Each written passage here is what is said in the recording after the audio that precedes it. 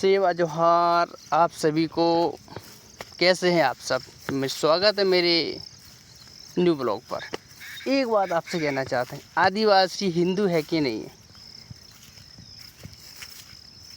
मैं उसका एक संक्षिप्त सा शब्द देना चाहता हूँ कि आदिवासी का मतलब क्या होता है। आदि धनवासी, आदि काल के रहने वाले जो लोग हैं वो हैं आदिवासी।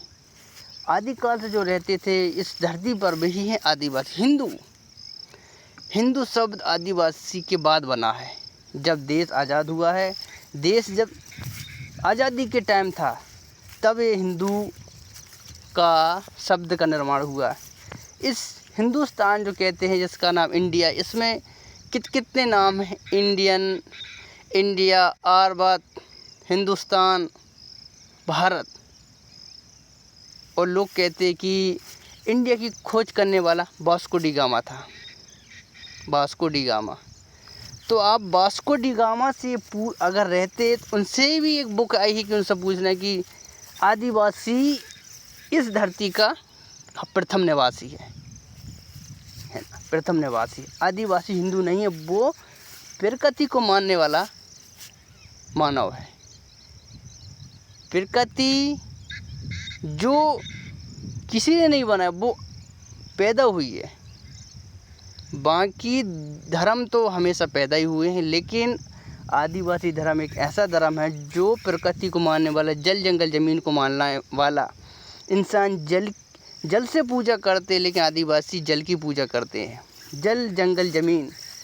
जल हमें पीने के लिए पानी देता है और जंगल ऑक्सीजन, शुद्ध हवा, शुद्ध वायु। ज़मीन हमें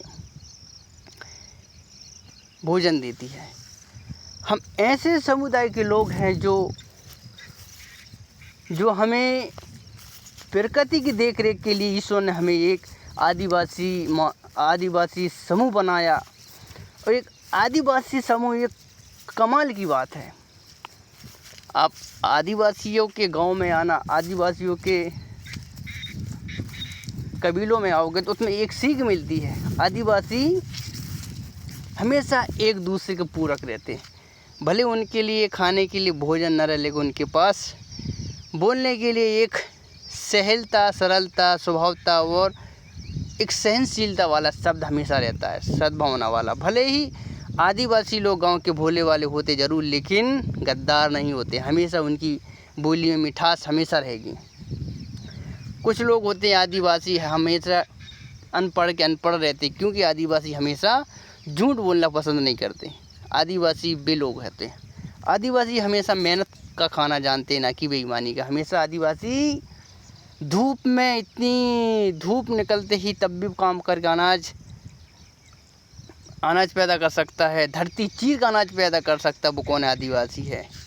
आदिवासी धरती माँ को गड्ढा करके पानी निकाल सकता है। वो कौन? आदिवासी है।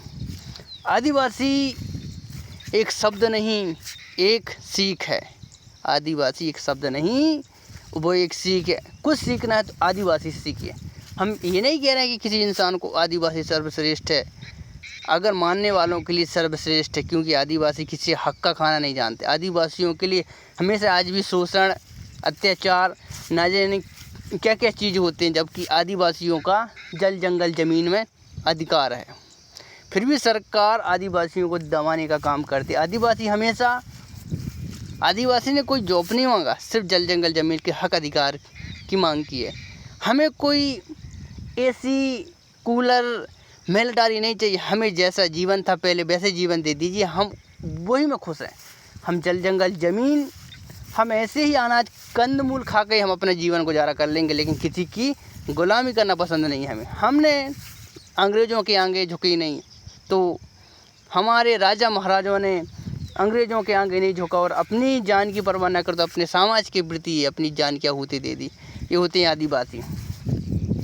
हमारे आदिवासी में 52 थे महल, 52 गढ़ और 57 था परगना। इतने राजपाट हमारे थे। आज भी जबलपुर MP, हमारा छत्तीसगढ़ हमेशा और उत्तर प्रदेश तक हमारा ही राजपाट चलता था। हमारे आज भी कोई पूछ दे हमारा क्या इतिहास है, तो आज भी कोई लोग इतिहास पढ़ के देख ले कि आदिवासी क्या भूमिका रही है और हमेशा आदिवासी ने क्या योगदान निभाए हैं। हमारी रानी लक्ष्मीबाई, टांटिया भील, बिरसा मुंडा ने, जिन्होंने अंग्रेज़ों के प्रति कभी सर नहीं झुकाया, अपने हथियार नहीं डाले, वे आदिवासी हैं।